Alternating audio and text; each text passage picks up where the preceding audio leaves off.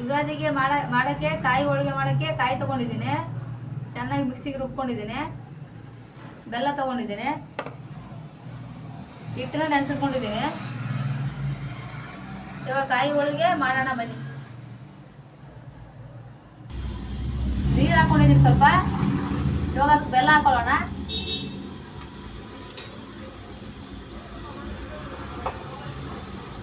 ಇವಾಗ ಅದನ್ನು ಚೆನ್ನಾಗಿ ತಿರ್ಸ್ಕೊಳ್ಳೋಣ ಪಾಕ ಬರೋವರೆಗೂ.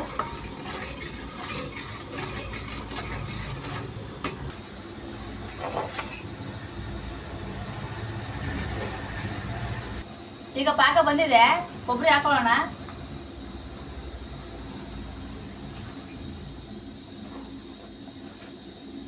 ಚೆನ್ನಾಗಿ ತಿರ್ಸ್ಕೋಬೇಕು.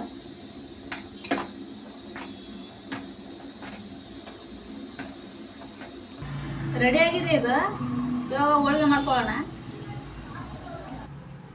ಇವಾಗ ಒಂದು ಪೇಪರ್ ಈ ಥರ ಕಟ್ ಮಾಡಿ ಇಟ್ಕೊಳ್ಳಿ, ಎಣ್ಣೆ ಸವರ್ಕೊಳ್ಳಿ ಚೆನ್ನಾಗಿ. ಈ ಥರ ಸವರ್ಕೊಂಡ್ಬಿಟ್ಟು ಹೋಳಿಗೆ ಮಾಡೋಣ. ಇವಾಗ ಅವಾಗ ನೆನೆಸಿಟ್ಟಿದ್ವಲ್ಲ ಇದು,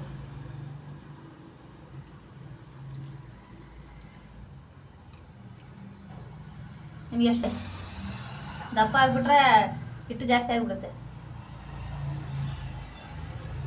ಈ ಥರ ಮಾಡ್ಕೊಳ್ಳಿ.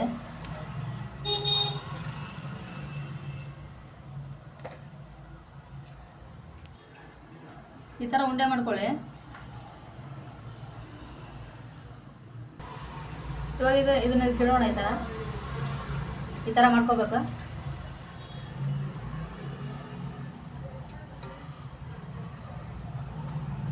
ಇಲ್ಲಾಂದ್ರೆ ಹೋಳಿಗೆ ಕೆಟ್ಟೋಗ್ಬಿಡುತ್ತೆ.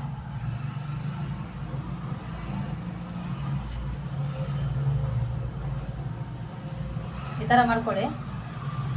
ಆಮೇಲೆ ಒಂದು ಪೇಪರ್ಗೆ ಸೌರಿ ಇಟ್ಟಿರ್ತಾರಲ್ಲ ಎಣ್ಣೆ, ಅದ್ರ ಮೇಲೆ ಈ ಥರ ನಿಧಾನಕ್ಕೆ ತಟ್ಕೊಳ್ತಾ ಬನ್ನಿ, ಅಗಲಾಗುತ್ತೆ. ಚಪಾತಿ ಮಾಡೋದ್ರಿಂದ ಯೂಸ್ ಮಾಡ್ಬೋದು, ಆದರೆ ನಾವು ಕೈಯಿಂದ ಯೂಸ್ ಮಾಡ್ತೀವಿ.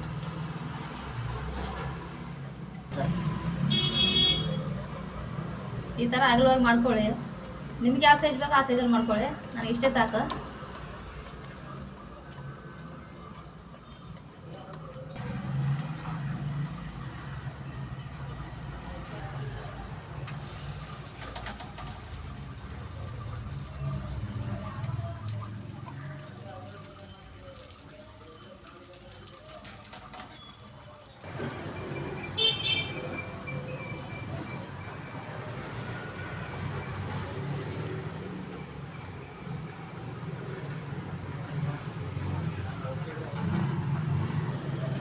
ಕಾಯಿ ಹೋಳಿಗೆ ರೆಡಿಯಾಗಿದೆ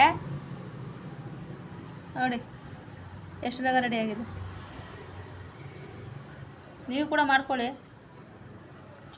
ತುಪ್ಪ ಹಾಕೊಂಡು ತಿಂದರೆ ಸಖತ್ತಾಗಿರುತ್ತೆ ಕಾಯಿ ಹೋಳಿಗೆ ಜೊತೆಗೆ.